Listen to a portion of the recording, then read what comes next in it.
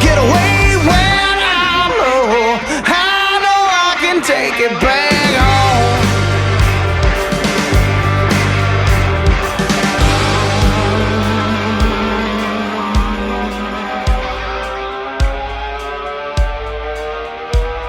There's a girl who stole my heart. And from where I am, we're miles apart.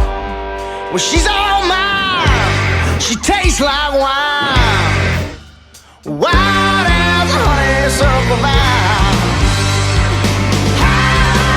I know there's a place where she gives me more than I can take. I've got to get away when I'm low. I know I can take it back home.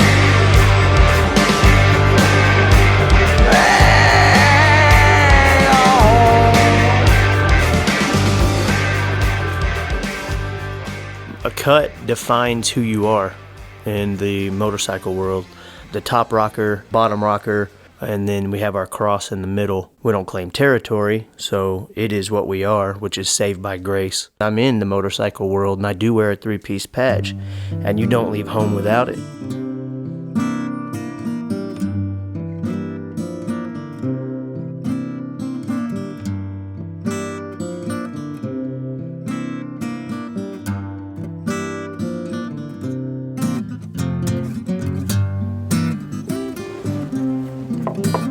All right, I'll begin by saying that I'll be sharing some things that doesn't make me look like, you know, the best guy on earth or anything. And it's not that I'm proud of everything I'm about to share with you, but in order for you to understand where I'm at in this story, you have to understand where I came from. To begin, I missed the birth of my firstborn child, Devin, because I was in jail, and it was not the first time that I've been in jail either. Me and some of my friends had gotten into stealing cars and jacking systems, and we were in a parking garage one night, and I see this car, and it was pretty sweet, and I wanted it, so I was like, let's jack it.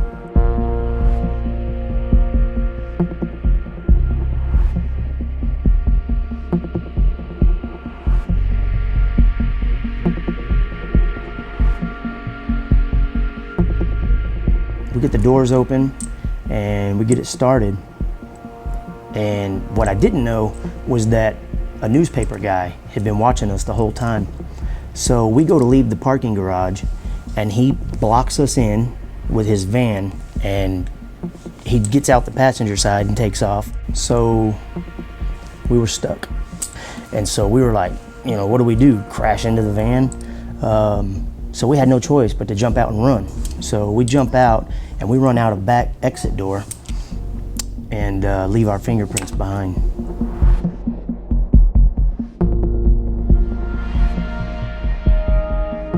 So I got arrested, I went to jail, and that's where I was when my son Devin was born.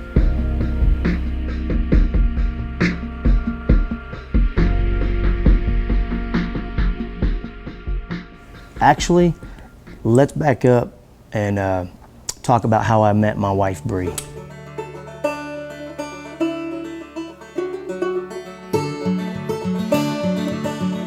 A buddy of mine told me he was coming over to the house to pick me up, and we were gonna go over to this girl's house that he liked, and she happened to be with him when they came to pick me up.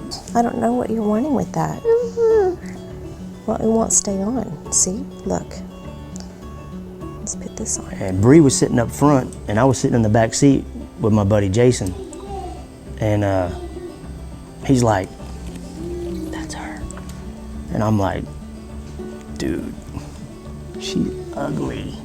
He's like, "No, man, she looks good." And I was like, "Uh-uh." And he's like, "Yeah, man, she's gonna have a get together tonight. There's gonna be like a small party over here. We're gonna come over, and there'll be a bunch of girls." And I'm like, "All right, cool." So later that night, we go to her house, and man, she was all fixed up, hair done up, wearing some nice clothes. I mean, she looked good. I liked her from the second time I saw her. I remember my mom actually sending me off to Oregon. I have family up there. She was trying to get me away from Rick. Bree's parents pretty much hated me right off the bat. I was up there for about 2 weeks and I was 15 and I learned that I was pregnant. Bree's parents didn't really expect her to be pregnant at 15 years old. And while she was pregnant, that's the year that I was locked up. So yeah, you can say that our beginning story started off real well. In Texas, a three-piece patch is a big thing. You have to get authorized to wear that patch. It can be dangerous if you don't follow the protocol. You don't show respect. It's huge in respect. The MM on my cut stands for Motorcycle Ministry. There's MC, Motorcycle Club, RC, Riding Club. If you walk up to an MC member and he extends his hand, you shake it.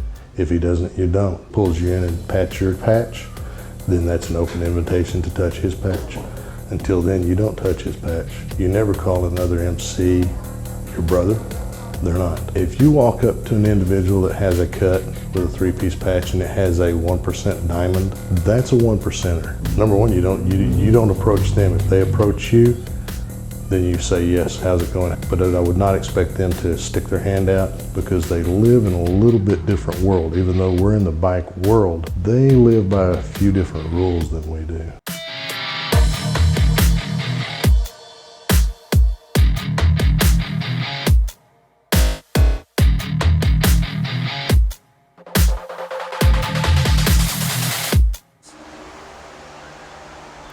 All right, I'm trying to have this done by Thursday, so if you can please bring that for sure. Thank you, sir. Bye. So I got out of jail, and you know, I decided, hey, I want to try to do this the right way, you know? It didn't really include God in there. It wasn't like, hey, let's go to church and let's get saved. It was just, I just want to clean up my life. She was working at Baby Dolls. She was the door girl, but she brought home some good money. I ended up getting a really good job as an account manager for a rent-a-center and got into the sport bike scene. It blew up pretty crazy, man. Baby, you're okay, I promise. Get your juice. You want your juice? Look behind you, juice. When we got in the sport bike world, that's when he started getting involved of the wanting to act like he's single, wanting to run the single life, go out and party. Ripping up and down the highways, doing wheelies, just kind of an immature crowd. It was a pretty good crowd, but the crowd was a younger crowd. In my opinion, they didn't understand the value of family and being married. A couple years go by, we had another baby. So Rick was always running around, going out and leaving out of town a lot for, bike shows and stuff like that. Just partying and having a good time and living like he was a single man. But it was not easy, but I think that what made it easy for me is I just put all my involvement into my children. I felt like they were going to pick up bad influences from the way he was acting. I did not want my kids thinking the way that he was responding and towards us was okay. One night we were out at Texas Motor Speedway and we were all doing wheelies and acting kind of crazy, and I got hit by another guy. And it was kind of ironic because just that night, just before I left, me and my wife got into an argument. I remember the fight was due to him leaving us alone again that night. I felt like he was choosing his friends over his family again. I said, you know what? I said, I hope I die. And she said, I hope you die too. I remember him saying something along the lines, I hope I die tonight. And of course I remember saying, well, I hope you do too then. Of course, that's the time when you wish you could take words back. So I left the house, I jumped on my sport bike and I took off, and a couple hours later is when the accident happened, and it was extremely serious. I was turning around and another guy was doing about 120 on one wheel and just split me in half, split my bike in half. So they called Bree and they're like, hey, he's probably gone. The friend that called me, I wasn't too fond of him, and I didn't know if he knew about the fight or what was going on. So when he called me to tell me what happened, I was like, okay, why are you saying this and why are you playing like that? Why would you sit here and play like that? It's not funny. And she was like, oh, you're lying. And she thought that they were lying to her because of the argument that we had just got into a couple hours earlier. And she heard the sirens and she knew it was real. And she freaked out, man. All I can think of is the words that we said. So ever since then, we never spoke like that again to each other. You know, I get to the hospital and I've got to have surgery and have a metal rod put in. I remember I went home and a few days went by and everybody was like, oh yeah, did you hear about Big Rick and his accident? Oh my God, it was horrible. And by the time I got on the forums, I'm like, yeah, look at my bike. And I put pictures of my bike and man, I had all these guys wanting my bike. I'm like, what do you want my bike for? It's in a million pieces. The thing is smashed. Why would you want my bike? I found out that the parts for the bike are worth so much. They're worth a lot of money by parting the bike out. And I made so much money parting that bike out, it's not even funny. And I took that money and I decided I'm gonna start buying bikes. So I started doing that and I started making more money parting out bikes than I had made working at my job. Let me tell you a little bit about what I do. Let's go!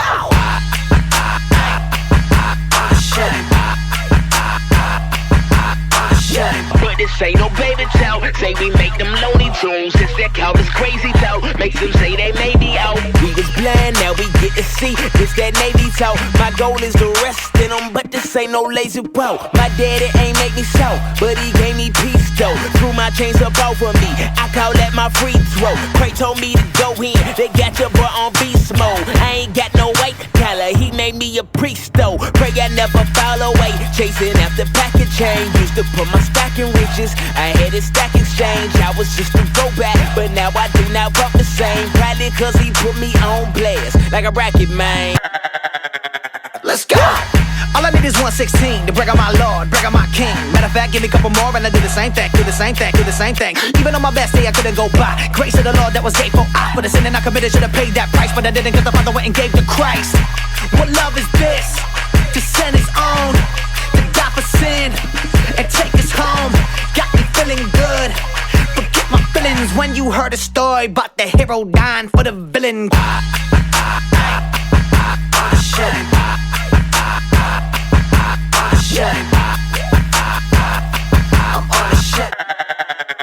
Let's go! This is a 2003 Yamaha V-Star. This one we went with like an old school look. We went with the classic apes from the 60s. We shaved down the seat because they're real big and puffy. So we've shaved down the seat on this one to give it more of a lower look and a more contoured in the back. But this bike turned out real well. This is a 2007 Suzuki C50. Put the Rolling Sands apes on it. And this guy wanted his wheels blue, which I think looks pretty cool, man. You know, a lot of people just do murdered out bikes now. And this one kind of sets it apart from those bikes with the blue wheels. I think it's a pretty cool build. I had fun building it.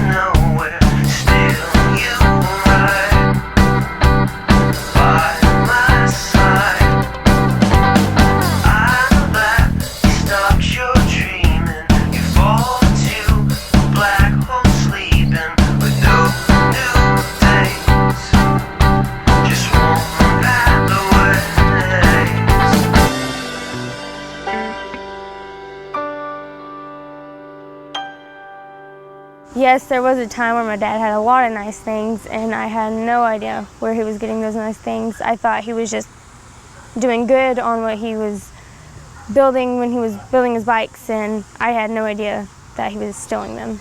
You know, you get mixed up in the wrong crowd. You can get mixed up in the wrong crowd pretty easy. And I had met a couple guys that were like, hey, we can get you whatever you want, whatever you need. It was stolen parts, you know, it was stolen stuff, but I didn't care. I was like, shoot, I'll buy it, resell it. So I started buying bikes, stolen bikes. So much money that we ended up moving into a $500,000 house.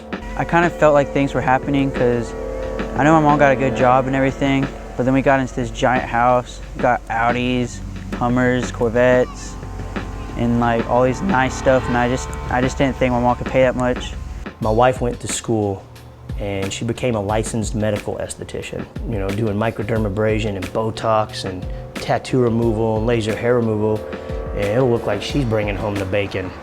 And I'll have a legitimate sport bike shop to make it all look legit. And I ended up just teaching guys how to steal the bikes, and I had them working for me, getting these bikes. And then I started getting even more things that I wanted. Like I didn't even have to ask for things. Before I even asked, I was getting it. But then by that time, my dad was always gone. When I found out that he was just stealing bikes and, you know, selling the parts and stuff, I wasn't okay with it at first. I mean, not at first, sorry, but I was not okay with it. We started fighting all the time. You know, we'd go out at night, get the bikes, and we'd be dragging in 6, 7 o'clock in the morning, and then we'd sleep all day. And then that evening, we'd go pick them up, get them to the chop shops. I started kind of catching on to things with the bike stuff. Whenever I started seeing people coming in and out with different bikes throughout the day, and they'd be blinking all weird, and then they would tear them down immediately. We were making so much money. I was so consumed with the money that we were making. He got a lot of things, you know, that he wasn't able to get as a kid and as an adult, and to him, he was getting pretty involved. And by that time is when I found out that he was already so involved that it was kind of too late for me to try to get him to convince otherwise. So we fought all the time. I mean, we just had so much money coming in. My wife was working. We were living in that house, and I remember paying cash for a Hummer H2, cash for a Corvette, cash for 5 brand spanking new bikes, buying bottles, VIP service, just living it up, you know, blowing money left and right, spoiling my kids, giving them everything in the world they wanted. You know, I was on top of the world. I felt like the money that he was using, it was dirty. It was nice to have things, but every time he got me something, or knowing that he was paying our bills that way, it was, I just felt dirty. I didn't want nothing to do with it, and I felt like his image was making my image look the same. I think it was on Christmas Eve or something, and we were going to look at lights, and he had told me and my brother that he might go to prison, and I asked what for, and he told me that he was stealing bikes, flipping them, and then selling them. Nervous all the time, scared, always watching my back, always fearing that I was gonna get busted. And so I turned to alcohol.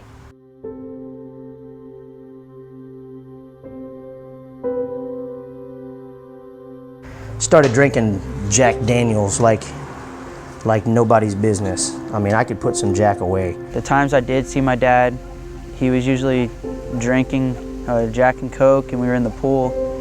But I mean, other than that, I really didn't see him much. Things started taking a toll for the worse. Me and my wife started arguing again, and I had 2 kids, so it was like I didn't know what to do. He was very self-involved, self-centered. He did not respect me at all. He was very short-tempered, started drinking a lot.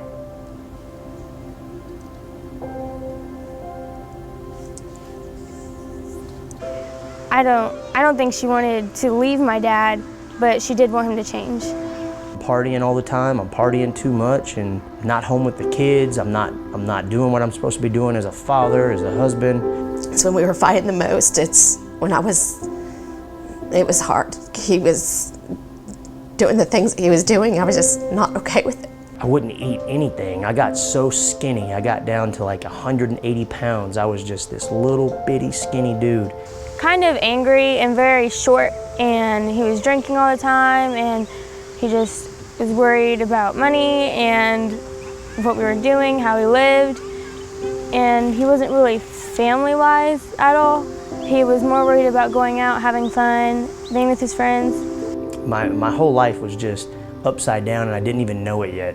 I mean, I had a lot of people come up and say things to me, question me about the way he's acting, the way he would treat me, the kids, and so it was real hard. Honestly, I don't know. I think what was going on in his head was money. Like, every time he was out of the house, he was like, money, money, you know? And maybe it was because he felt guilty, but I honestly don't know. One night, I was like, you know what? I was drunk, and I said, we're gonna go and we're gonna get these bikes, man. I know where a couple bikes are, we're gonna go get them. I get the garage open in a matter of 7 seconds. The owner came out, and I looked at him in his face, and I said, what's up, dude? He freaked out and just kind of couldn't believe what was happening, and I jump on his bike and I take off. Well, little did I know, they were already doing a sting operation. They had already been watching me for a very long time, and they had been building up a very huge case against me to get me for organized crime in several counties. They got somebody to rat me out, to go ahead and give them everything they wanted. So he was terrified and thought, you know what, I'm gonna save my butt and I'm gonna go ahead and turn this dude in. So I call him, and you know, this guy was working with me for a long time, and he had never missed a call. And I call him, and he doesn't answer. And I call him back again, and it goes straight to voicemail. So at that moment, I knew something was up. My wife had already left to go pick up the kids from school. And I called her, and I said, hey, I think I'm about to get raided. I was on my way getting the kiddos. By that time, I already had them in the car. And he's calling me saying, I think the cops are surrounding the house. Please hurry up and get here. And I feel like it's my fault that he got caught in a way, because my mom was like, hurry, hurry. And I thought she just wanted me to run in the car to get out of school trafficking. And I was too dumb at the time, so I tried to act cool and I kept walking. She's on the phone with me, and I hear this bang at the door. So I'm trying, there's traffic. I'm trying to get there because he was in a panic. They used the big old door buster, and they bust the door open. And so I get there, and the cops are there. They have already went through the door, had him to the ground at that time, I think, trying to question him and going through my house. It's just like in the movies, man. 12 guys bust in, they all have shotguns. They kick me to the ground, they handcuff me. They're running through my house yelling, police, police, police, and kicking in all the bedroom doors and closet doors, and man, it was intense. Then she was like, they're about to get your dad, they're about to get your dad, and she was crying. And I was like, what do you mean? Like, I was so confused. And then when we got there, the doors busted in. The SWAT was in my mom's face. They were treating me like I was a criminal.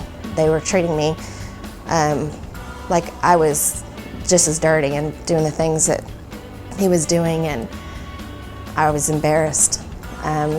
For one, my neighbors, two, just the fact of what was going down was going down. They would not let me leave with my kids either. All I knew is that my dad might go to jail and that we just got broken into by the cops. That's all I knew at the time. I went into the house, and they had my dad thrown on the floor with gunpoint, and they were all looking at me with their mask on and stuff. They did arrest Rick. They handcuffed him, put him in the car. By that time, I was already gone.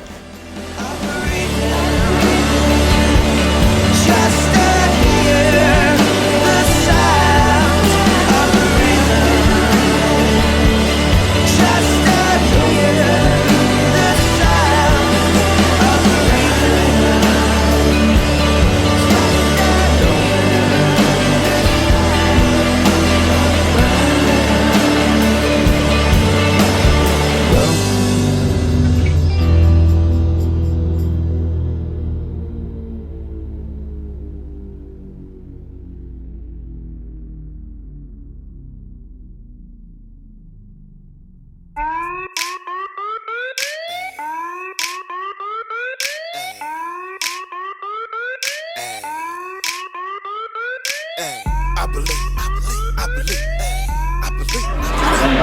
Hey, we're about to do some raffle giveaways in here. How many people going through it, don't know what to do? Got you feeling like you left out of the cold. It's really difficult to navigate. It's like you're running all your fingers through it, thinking at the afro.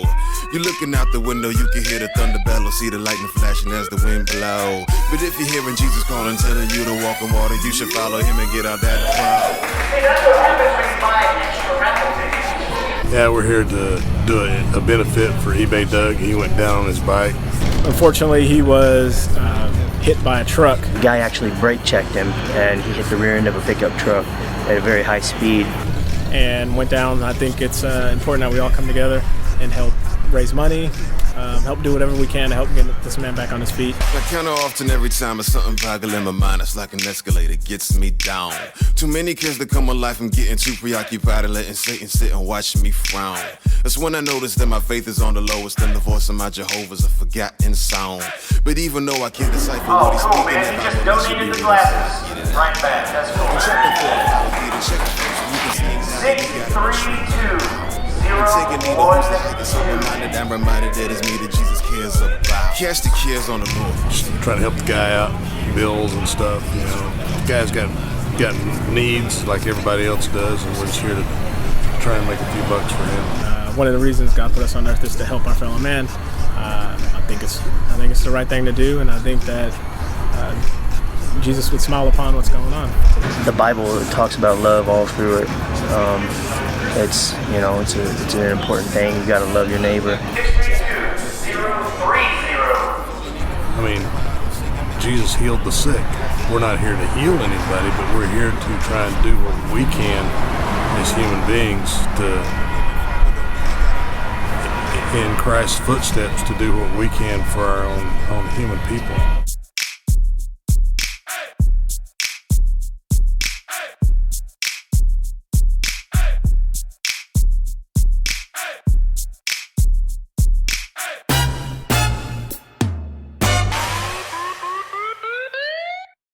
I got some bad news today that we did a benefit for a guy not too long ago, and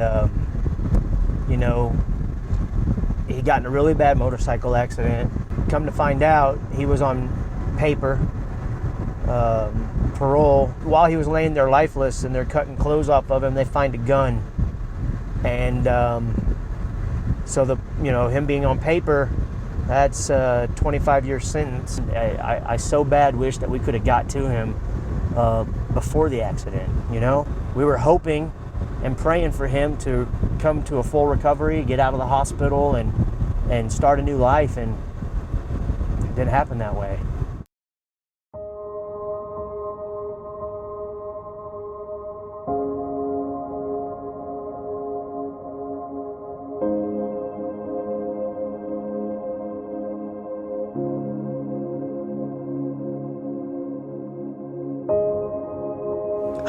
I'm done. I'm already gonna go to prison. I already know I'm going to prison. There's no way I'm getting out of this one. They've got signed statements against me. People are willing to testify. I'm done. So I decided, I'm gonna enjoy the last little bit that I have here, and I'm just gonna try to figure out what I'm gonna do with my family. So I decided to start liquidating. We're gonna liquidate. All the material things did not matter. Even then, and when I think back, you think back on the things you had.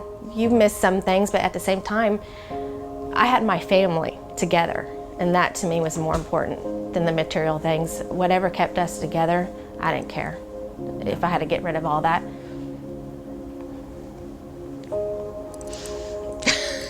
We're going to move into a smaller house. We're going to get rid of a couple of the cars. I'm gonna get rid of a couple of my bikes. I'm gonna get rid of this, get rid of that. We started selling.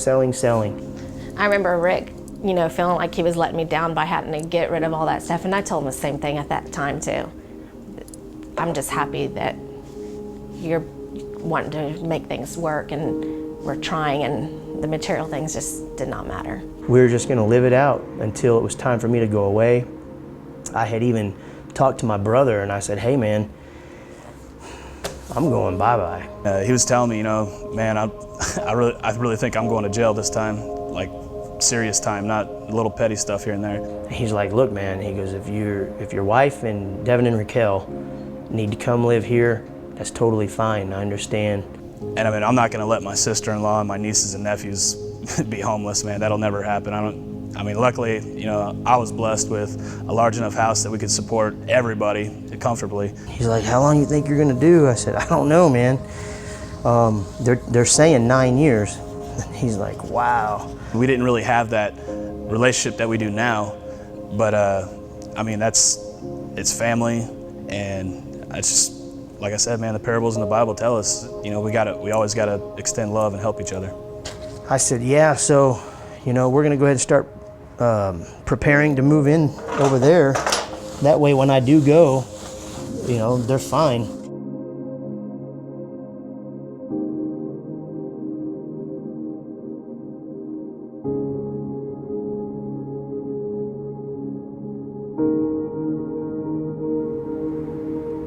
Right before we were actually gonna move into my brother's, she gets pregnant.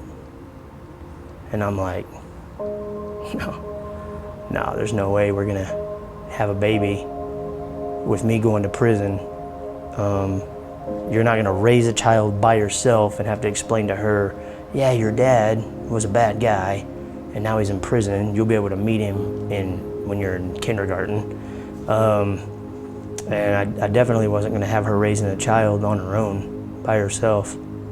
So I said, no, we're gonna have an abortion. We're gonna get rid of this baby.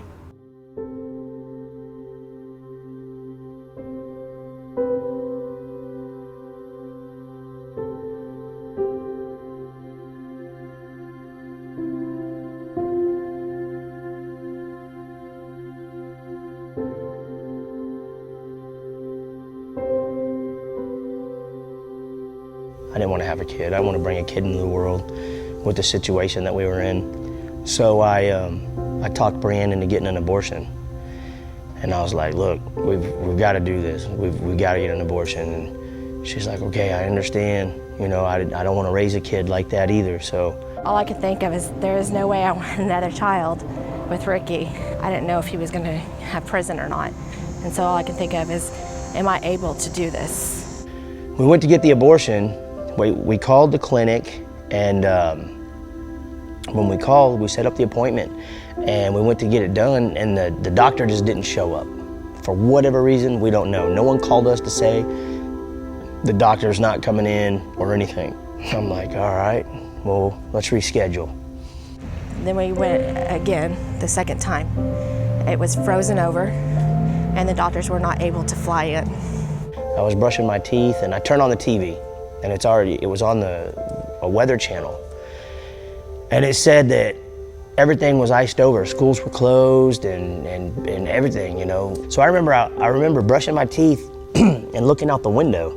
I look out the window and I'm like, wow, you gotta be kidding me. Everything was iced over. You know, all the cars are still in the driveways and they're not moved. You can tell that they're not moved or anything. And I mean, it was like Christmas morning outside. I mean, there was nothing, nobody, not a soul in sight.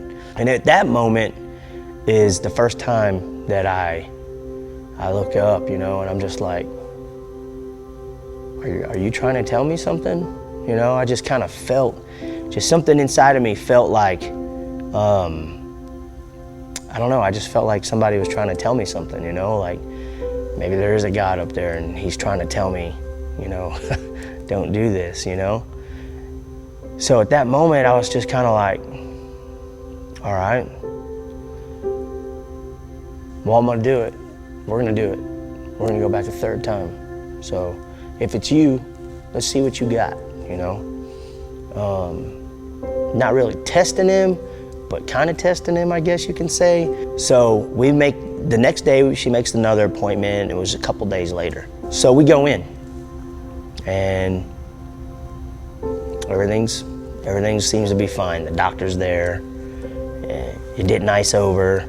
And, you know, I'm watching the time. I'm like, okay, it's been 15 minutes and 25 minutes.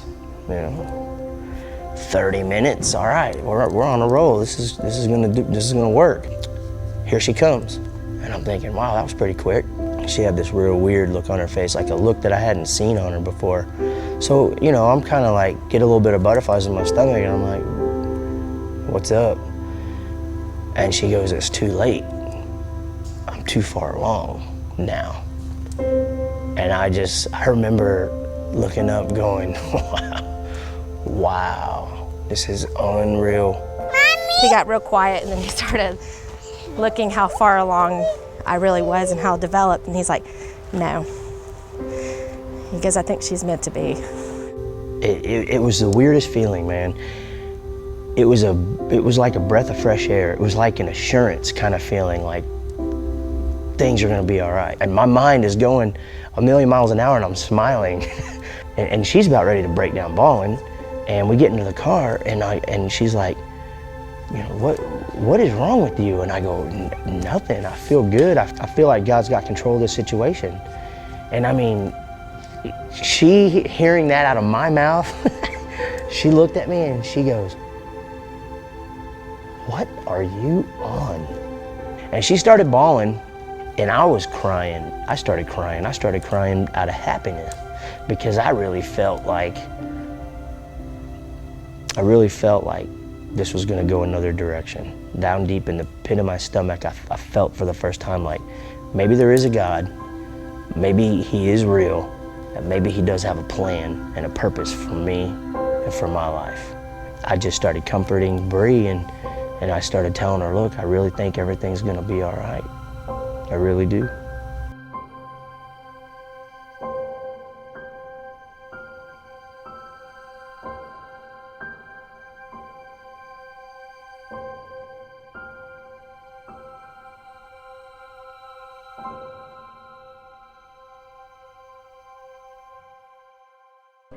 Right now, we've got to make a little detour and head over to one of my now ex-brother's house. I have known Teaspoon for,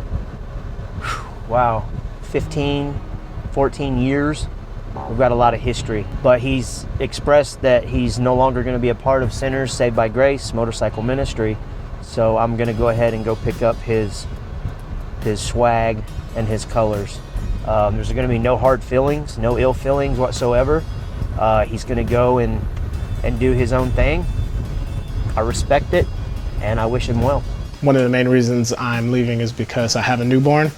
My career's taken off a little bit, and sometimes coming home from a 24-hour shift, I don't have the time to split between my family and doing some of the mandated things in the club. Honestly, in this type of bike world, most of the clubs are predominantly white, and I mean dominantly white. The ultimate mission of Sinners Saved by Grace is to save souls, and you know, you ignore that and try to reach who I can reach along with the club. And we try to bring people to Jesus as best we can.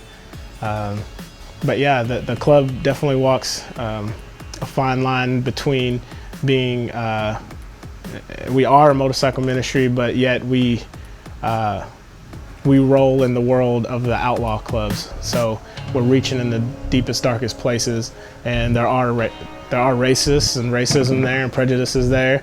Things are changing, times are changing and evolving, but it is what it is still today.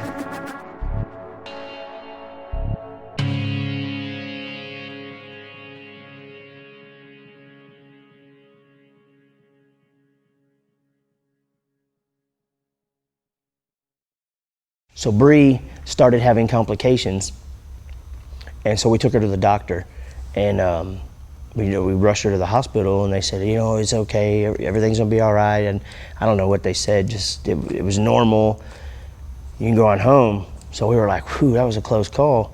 Well, then the very next day, she started having contractions and pains, and we were like, what in the world's going on, So now I'm kind of confused and a little bit scared, because I'm like, man, it's way too soon. It's way too soon for her to have this baby. We would lose the baby if the baby's trying to come right now. When the doctor came in, he said, look, we're going to be able to stop it for now. but you're definitely not leaving. You're not going to leave the hospital because the sac is ruptured, and you're going to be here until this baby is born. I guess it's a trimester. I don't know. You know, I'm not good with that stuff. I ain't a doctor. So anyway, they had this certain point that we were trying real hard to make it to, so that way the baby would hopefully make it. They kept her there, and once I realized, I was like, wait a minute. You mean she's staying here in Dallas? Like, she ain't coming home? They're like, no, she ain't coming home. I'm like, well, I got 2 other kids. And they're like, well, Mr. Mom. So it was hard at first, you know. I went home and I explained to the kids, look, your mom's gonna be in the hospital for a while. She's not gonna be coming home. It's just me and y'all. And I remember they were just kind of like, okay. Like, it was just kind of awkward, you know. I was cooking breakfast for them and taking them to school, picking them up, helping them with homework and cooking them dinner. I mean, we were just spending every ounce of time together. I was learning who they were because I hadn't been around, you know, so much of their life because I was too busy doing other things, being selfish, you know. And I got to really connect with my kids and really learn who they are, and I loved it, man. It was awesome being able to spend every day with them and all kinds of time with them. And then it started putting me into a mode of, man, if I go to prison, I'm gonna be missing out on a lot, you know. So I get a phone call that that the baby's on the way. Like, she's in labor and the baby's coming. Now, it's still 2 months too early, but she had made it to the last trimester. So I get the phone call, and I'm in Euless, and she's in Dallas, and she's like, you know, the baby's coming. And I'm like, oh my God. So I jump in the Escalade, and I'm like flying through traffic. I'm doing 90 to nothing. I mean, there's some parts I'm doing 120 miles an hour. People are honking at me, and there's cars getting out of the way. It's like I'm streamlining. So I get to the hospital, I pull in real fast, and the lady's there at the gate, and I'm like, oh, my baby's being born. And she's like, well, go, go, go. And she opens up the gate, I fly in, I park, and I mean, I am running. I run through the doors. Yeah, I remember the elevator. Oh my God, it like took forever. I'm just sitting there. And I remember hitting the buttons. Pop, pop, pop, pop, pop, pop. You know how if you hit the button real fast, you think that the elevator's gonna go faster, but it don't. And I finally get to the room, and the doors open, and I fly down the highway. No, I already flew down the highway. Now I'm flying down the hallway. So I fly down the hallway, and I open up the door, and there's Bree, and they're like, you know, all the doctors look, and I'm like, hey, I'm the dad, and they're like, oh, okay. And I'm like, has it happened? And they're like, yeah, it's a baby girl. And I remember looking up by Bree, and I'm like,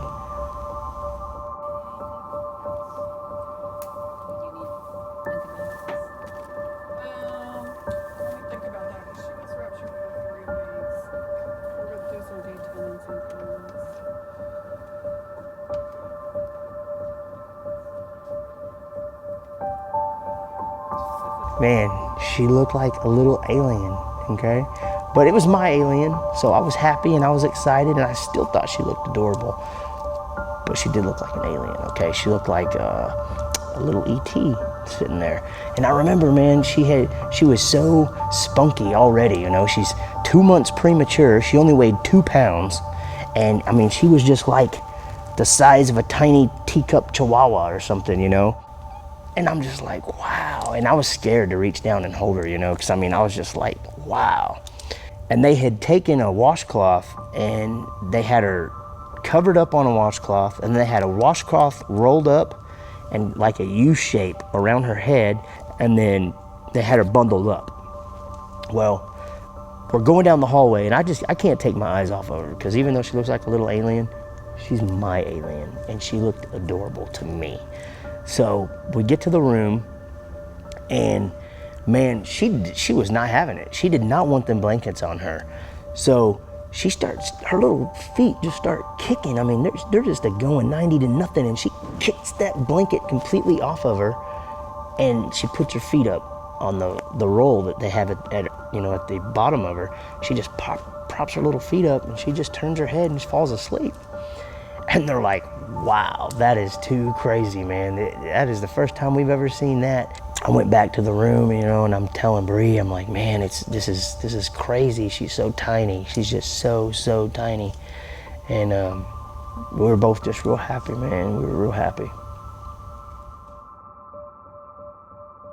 She's a part of me, she's definitely a part of me, but man, now it's like, I wanted nothing more than to just be able to do what's right and to live my life in a completely positive way and be there for her. I wanted to be there for her every day of her life, like I wasn't for my other two kids. I wanted to be there for her every day, and that's my little sidekick now. Right in the midst of all of this crazy stuff going on in my life, she gets pregnant.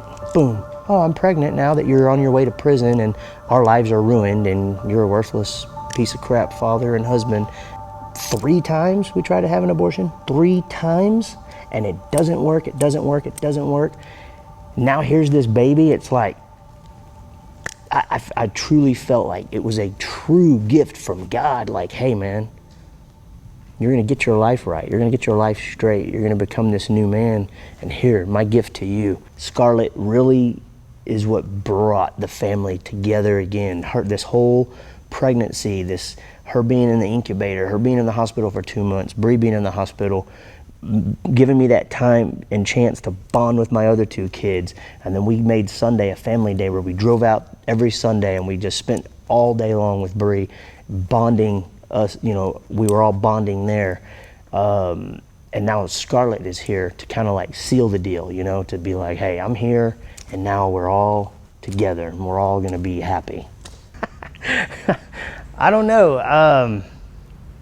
I don't know why bikers get tattoos. I don't think just bikers get tattoos. I think lots of people get tattoos, but most bikers have them. Now, I have met bikers that don't have tattoos, and that's odd to me. I would rather ask them, why don't you have tattoos, than ask a biker, why do you have tattoos, We won't get on the legs, okay? We'll stay away from the legs because I don't want to be pulling off my dickies, okay? This was one of my first tattoos here, and that's a prison tat. The nautical stars, just because I thought they were really cool, This right here is actually the crown of thorns. This is FOTP, that's the church, and that's my wedding ring. It says Bree. Romans 3:23. And it says forgiven sinner inside of a Harley Davidson badge. Flames and the dragon, because I was born in 1976, which is the year of the dragon. And then that says dragon. I don't know, I just went all Asian with it. I got this rose in my daughter Scarlett's name and the day she was born. We were not 100% if she was gonna make it or not. So we were gonna put that date here, and I'm glad that there's no date there. I just happen to like tattoos and be tatted up, and I like beards and shaving my head, and I wear Dickies and t-shirts and or jeans and boots. I love motorcycles. I'm a biker at heart. I love the lifestyle, and I get in where I fit in. So God uses a lot of different people in a lot of different places. He's happening to use me where I fit in, and that is in this biker's world. God really put it on my heart to do something with that. Man, you love motorcycles, you're a motorcycle family. I decided, you know what, we're all sinners. And some of us are saved by grace. So I decided to start Sinners Saved by Grace Motorcycle Ministry.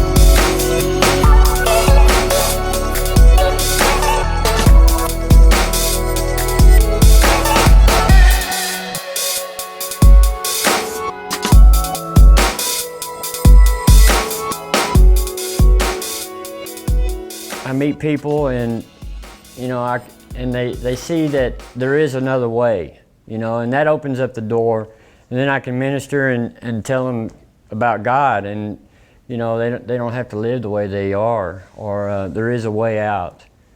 And through Christ, we're all saved by grace, and that, you know, that's the bottom line. My favorite thing about being in a motorcycle ministry is, number one, I get to share God. I get to, we go to Bible studies. We have ministry Bible studies together. We get together and we build that cohesion through Christ in our membership. I let God use it as a tool because people are attracted and they ask questions, and that gives me a chance to, you know, start a relationship with them, and it opens the door is what it is. It's a tool, and that's what I like about it. Really, the outlaw motorcycles and the one percenters, I mean, you can't just roll up in a car and just talk to them. They're not going to hear you, and luckily they'll just tell you, if you're lucky, they'll just tell you to go away. It won't be anything worse than that. So, but I mean, when you go through and you put a 3-piece patch on, then now you're into their world. You know, they'll let you come in now, and that's what we do. We just build these relationships with these guys. You get in with outlaws and one percenters, and if you're not real, they'll spot you in a heartbeat. And that's the last thing they want is a bunch of flaky Christians, and they see the light of Jesus through you, then that's what they're going to be attracted to. And that gives us an opportunity to minister to them, you know, and even if we just get one, you know, at a time, it's worth it. And I enjoy being a part of something that carries Christ to a group of people that sometimes are shunned or left out of the mainstream, and quite frankly, most individuals are scared to approach. I didn't go about it the right way. I was like, man, I'm starting this motorcycle ministry. Sinners, saved by grace. You know, sinners on the top rocker, saved by grace on the bottom. Put my cross in the middle, and we're gonna roll. There's a top club in every state that you need to go and get permission to be able to wear that 3-piece patch on your back. And I didn't do that. So we're rolling around for like a year, and we would go into some places and people are like looking for that United Clubs or the COC patch, and they're like, so how long y'all been together? Oh man, a few months. Yeah, you probably need to go to the COC or the UC. You need to talk to somebody. So we joined United Clubs with the state of Texas, and we did it the right way, you know? So now we can, in our world, legally run around with a 3-piece patch on our back, and we're good. We'll go to visit churches once a month, and it's crazy. Some churches we walk into, people are just like, can we help you with something? Yeah, I need my cup filled. Is that all right? Oh, you're here for service? Yeah, we're here for service.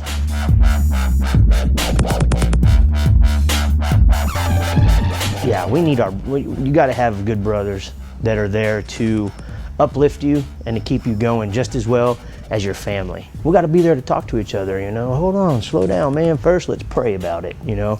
Number one, that's pray about it, whatever the situation is. Both sides of it plays into my life now. My brothers, they're good Christian brothers, and then my family. That's what keeps me going. And a good church to get my cup filled.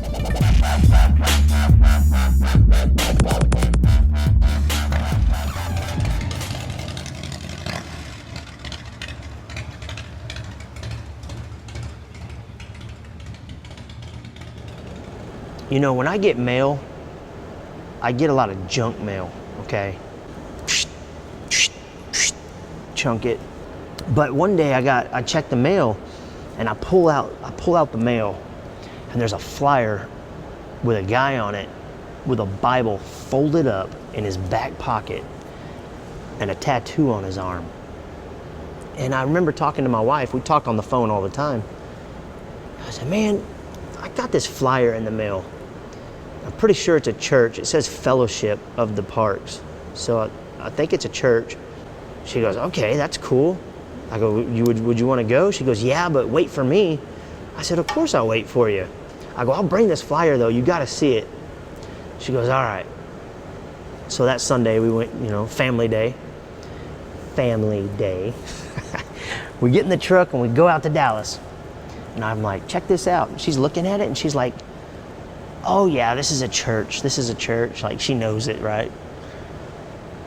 She goes, cool, it's right by us. I go, yeah, I know, I noticed that. She goes, well, I'll go with you whenever I get out. Yeah, we'll all go together. I said, all right. Well, within the next week, she got released from the hospital. I said, all right, well, we're gonna go try this church. I remember being nervous. Like I was going on a job interview.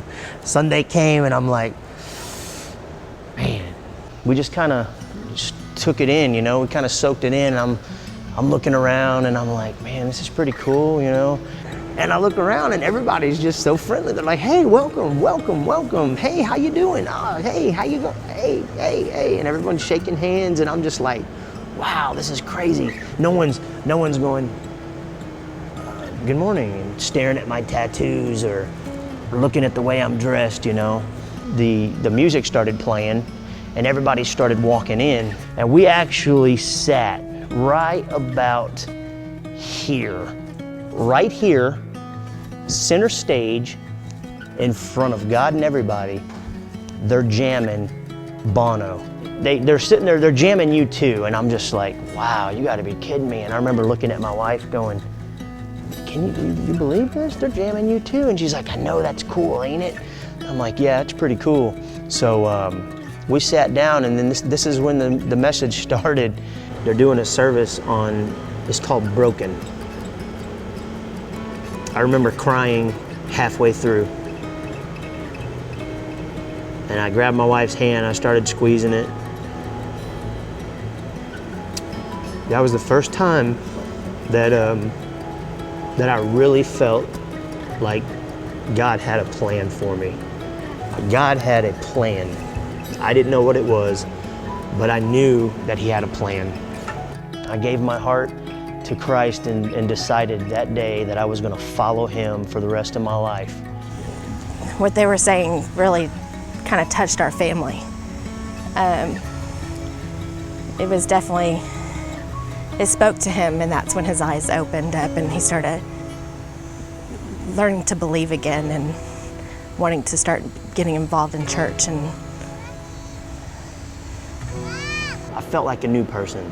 I knew that I wanted to just soak up the Word and I wanted to pray. And now I knew that I could talk to Him and that it was Him all along. I knew it was Him for sure now, without a shadow of a doubt. Not too many people know that's where I got saved, but they will now, I guess.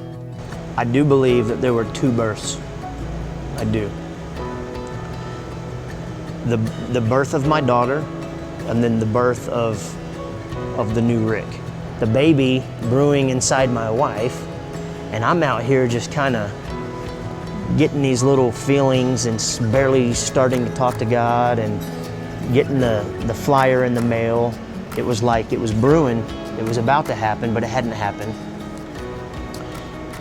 And then my wife has the baby. The baby's born, and then she's able to come home, and we immediately go to FOTP, where I gave my life to Christ and was reborn.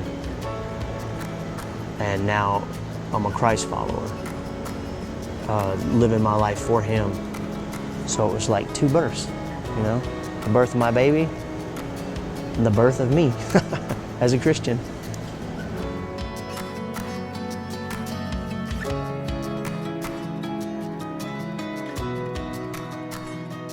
So at this point in the story, going to prison was the worst thing that could possibly happen. Emotionally, it was just, man. So you probably couldn't fathom what I was feeling leaving my newborn daughter and family to go into that courtroom that day. I kept thinking about Scarlett. She just kept going over and over in my head because she was just this new baby girl, and I'm just like, man. The whole drive, I couldn't even talk. I felt petrified.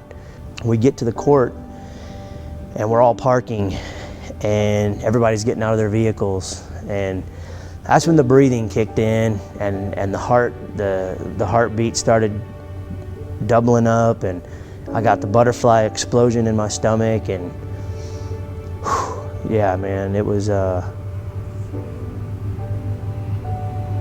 crazy feeling. You know, I mean, it's been like that every month. Every month I kept going back, and they're like 9 years, 9 years, 9 years, 9 years, and we're like, see you next month, see you next month, see you next month. And it didn't really hit until that day, because I knew that day it was it. That's the trial, and that's when it's going down. It's going down today.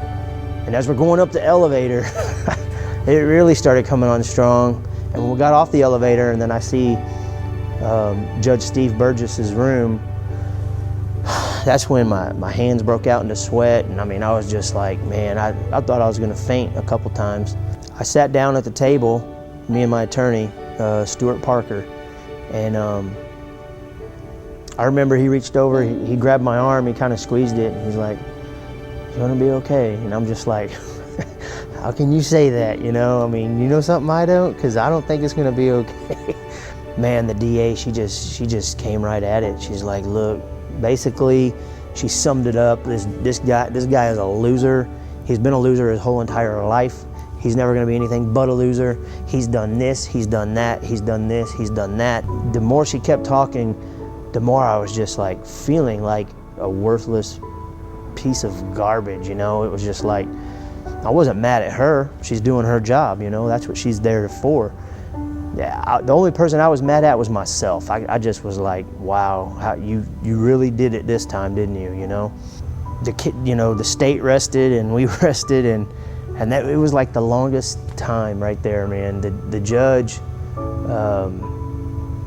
he had picked up my paperwork, and you know, now it's his turn. It's his turn to say, you know, I'm gonna give you 5 years, I'm gonna give you 9 years, I'm gonna give you 3 years. So we're sitting there, we're all sitting there, and he looks at it, and he doesn't say anything. He just sets it down, he kind of starts looking at the wall. And at this point, I'm like, okay, here we go. And he goes, and he crosses his arms, and he's leaned back in his chair, and now he's like not even facing any of us. And I'm like thinking, okay, is he praying? Is he thinking? Is he, I mean, what is he, you know, what is he doing here? He sits up in his chair, and he looks over at us, and he says, Mr. Yielding, you must have God by your side.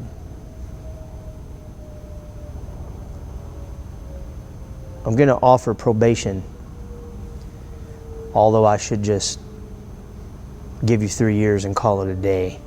And I just busted out bawling. My attorney, he grabbed my arm, and kind of squeezed it like, calm down, you know. But I mean, every single emotion and feeling that was all bottled up inside me all that morning, and there was a lot of them, it just, they all just, whew, they were gone at once, and just happiness poured in. And so I just started bawling, you know. I was uncontrollable.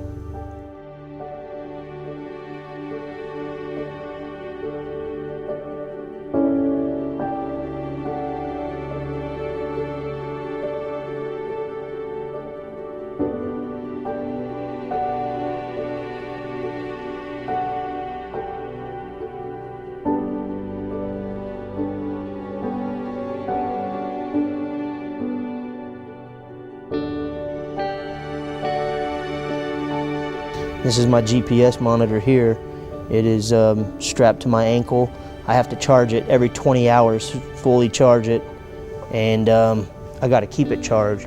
Number one rule with this is you keep it charged. If the battery goes dead, that's a violation. They're gonna come pick you up because it's like you're trying to run. Yeah, it's been a long 2 years with these bracelets on my ankle.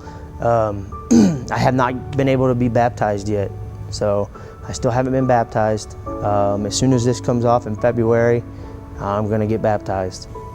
Well, it's kind of the key word. It's the key word in the whole situation. The whole situation is, it's about grace. Yeah, I've experienced grace double fold, all within the same year. Like, I was saved by grace, and then my life was saved by Judge Steve Burgess and his grace. You know, it's like double whammy. It's like, whoa, man, saved twice here. all from God, though, you know.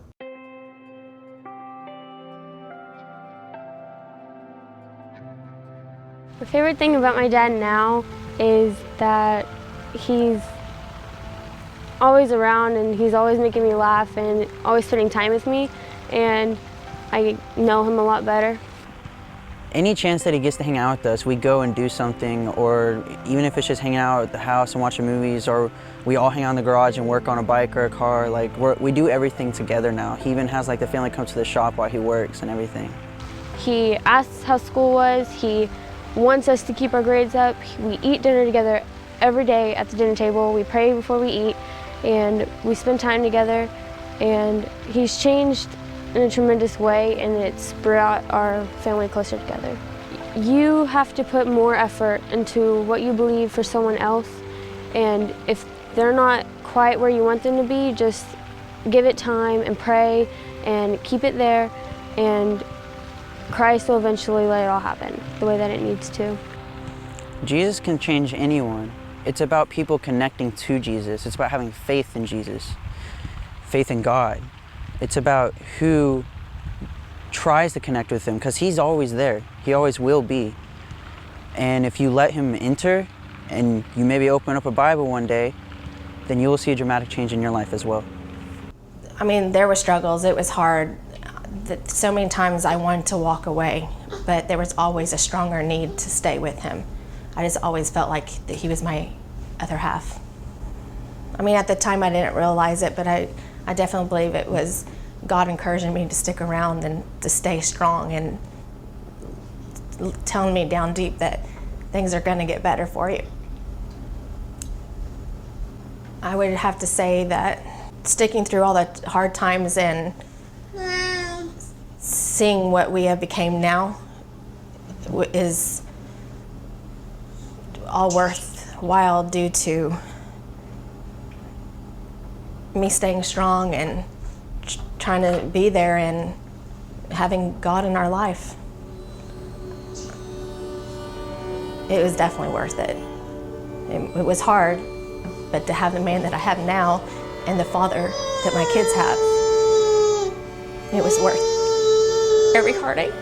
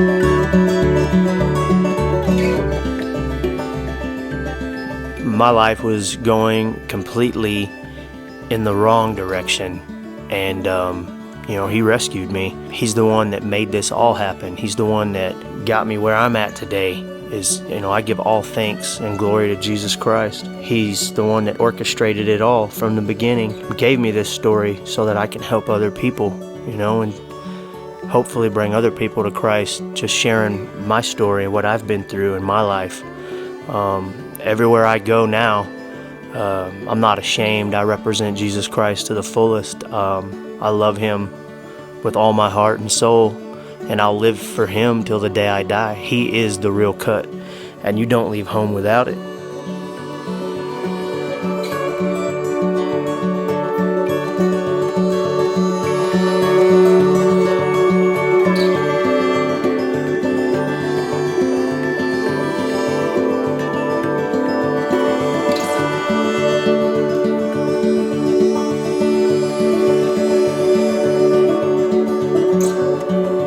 This is our 2nd year anniversary.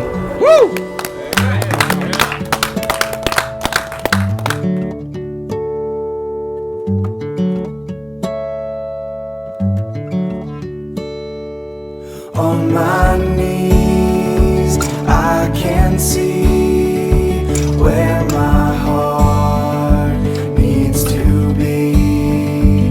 When this life gets to me, I'll be found on my knees. Big Rick. Big Rick. Big Rick. Big Rick. Big Rick. Big Rick. Big Rick.